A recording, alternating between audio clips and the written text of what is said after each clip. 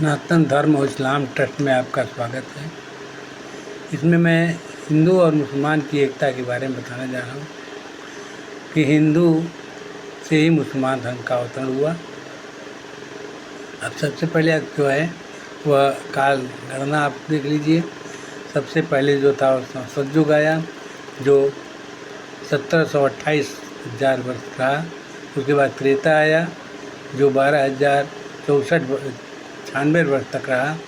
उसके बाद द्वापर आया जो 8,64,000 वर्ष तक रहा। उसके बाद कलयुग आया। कलयुग के आने के 300 वर्ष बाद अरब के एक पेशवा हुआ करते थे जिनका नाम हज़रत इब्राहिम था, और वहाँ के राजा थे। वहाँ पर उन्होंने शिवलिंग की स्थापना कराई और बहुत मूर्तियों की भी स्थापना कराई थी। और वह उनके तीसरे पीढ़ी में जाकर के एक लड़के हुए जिनका नाम याकूब था। याकूब के एक लड़का था जिसका नाम यहूदा था, और यहूदा के द्वारा ही यहूदी धर्म की स्थापना की गई। उसके बाद एक दाऊद राजा हुए उन्हीं के ख़ानदान में, उनके 14वें पीढ़ी पर, और वो जो है वो ज़बूर नामक पुस्तक की रचना कराई। उसके बाद 42वें पीढ़ी में यीशु मसीह का जन्म हुआ, और यीशु मसीह जो है वह ईसाई धर्म की स्थापना कराया।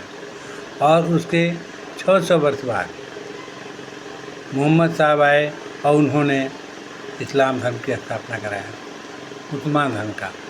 तो अब हमको देखना ये है कि मोहम्मद साहब से और हज़रत इब्राहिम का क्या संबंध था। मोहम्मद साहब जो थे, जब काबा में आए और उन्होंने देखा कि वहाँ तो 360 मूर्तियाँ हैं और एक बहुत बड़ा शिव मंदिर है, तब उन्होंने नमाज वहाँ नहीं पढ़ा। उन्होंने यहूदी के धर्मस्थल बैतुल मुक़द्दस पर पहला नमाज पढ़ा। क्योंकि 1.5 साल तक तो ये प्रेम से चलता रहा, लेकिन बाद में यहूदी चिढ़ाने लगे, तुम्हारे पास तो कोई किलवा ही नहीं है, जबकि तुम हज़रत इब्राहिम के दिन को मानते हो। तब मोहम्मद साहब ने सोचा क्यों नहीं, काबा खाली हो गया है, मूर्तियाँ को हटा दिया जाए, उसको तामीर करा दिया जाए और उसको काबा को जो है अपना किलवा कायम कर लिया जाए। मोहम्मद साहब ने यह प्रक्रिया अपनाई और उसको तामीर करा करके वहाँ काबा को अपना किलवा कायम किया। लेकिन मोहम्मद साहब ने केवल नमाज पढ़ने की प्रक्रिया ही बदली, सनातन धर्म में और कुछ नहीं बदला। उन्होंने ये किया कि जो 1300 वर्ष पहले से हज़रत इब्राहिम का रिवाज था, जैसे बकरीद, जमजम का पानी, अथी पर क्या नाम है, फेरे लगाना, सफ़ा और मरवत पर फेरे लगाना, या ईद मनाना, ये सब त्यौहार जो उसी तरह से मनाने लगे। लेकिन केवल उन्होंने पूजा पद्धति बदल दी, मूर्तियों की पूजा छोड़ करके, और वो जो है वह नमाज पढ़ने लगे। उसके बाद जब नमाज पढ़ने लगे तब उन्होंने ये सारे त्योहारों को मनाने लगे, और लेकिन त्यौहार को मनाने लगे तो इस प्रकार देखा जाए तो हज़रत इब्राहिम का दिन ही जो है वह मोहम्मद साहब का दिन है या मुसलमानों का दिन है। तो उसमें लिखा हुआ है 17/22/78 में तुम्हारा दिन हज़रत इब्राहिम का ही दिन है। और यह भी बताया गया है 3/3/65 में कि जब इब्राहिम थे न यहूदी धर्म था न ईसाई धर्म था, उसके पहले का ये धर्म है। इसका मतलब सनातन धर्म ही था जिसको कि मोहम्मद साहब ने अपना दिन मान लिया। तो मोहम्मद साहब का दिन भी सनातन धर्म ही है, और हमारा भी धर्म में जो है वो सनातन धर्म ही है। ऐसा मुसलमान भारत का जितना भी है, विश्व के मुसलमान जितने भी हैं, सब सनातन धर्म को ही मानते हैं। इस बार देखा जाए तो हिंदू और मुसलमान का बहुत घनिष्ठ संबंध है। रिवाज तो एक ही इब्राहिम साहब के ही मानते हैं, लेकिन क्या नाम है, इबादत में केवल पूजा पद्धति ही बदल दिया है। क्योंकि देखा जाता है भारत में भी कई ऐसी पद्धतियाँ हैं, जैसे आर्य समाज है। आर्य समाज जो है वो ईश्वर को निराकार मानता है, कोई मूर्ति नहीं मानता है, लेकिन सनातन धर्म के सारे रिवाजों को मानता है।